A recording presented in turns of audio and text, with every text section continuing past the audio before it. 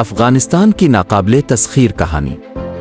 افغانستان ایک ایسا ملک ہے جو صرف ایک خطہ نہیں بلکہ آزادی اور مزاحمت کی علامت ہے۔ تاریخ گواہ ہے کہ جتنی بھی بڑی طاقتوں نے اسے فتح کرنے کی کوشش کی، انہیں ناکامی اور رسوائی کا سامنا کرنا پڑا۔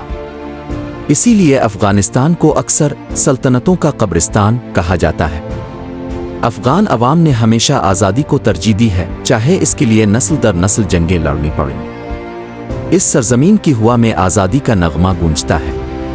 یہاں کا عام انسان بھی دشمن کے مقابلے میں ایک سپاہی بن جاتا ہے۔ افغانستان کی تاریخ ہمیں بتاتی ہے کہ اصل طاقت ہتھیاروں میں نہیں بلکہ عوام کے عزم و حوصلے میں ہوتی ہے۔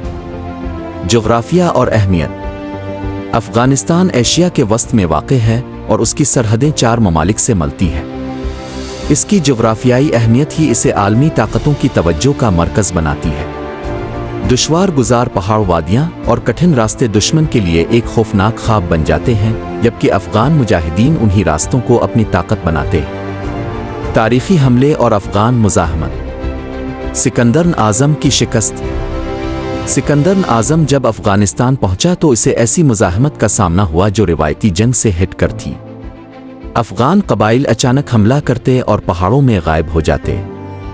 سکندر نے رخسانہ سے شادی کی اور مقامی حمایت حاصل کرنے کی کوشش کی، مگر مزاحمت نہ رکی۔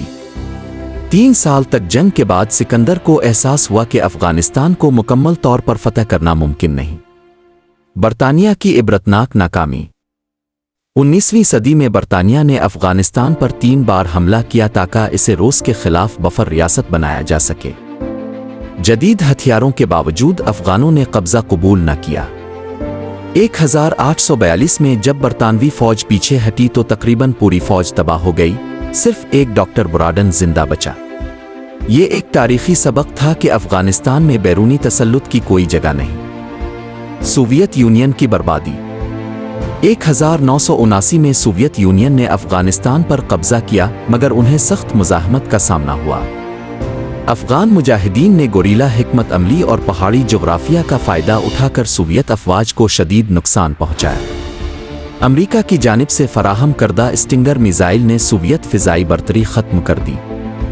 بالآخر 1989 میں سوویت افواج کو پسپائی اختیار کرنی پڑی، جو بعد میں سوویت یونین کے خاتمے کا سبب بنی۔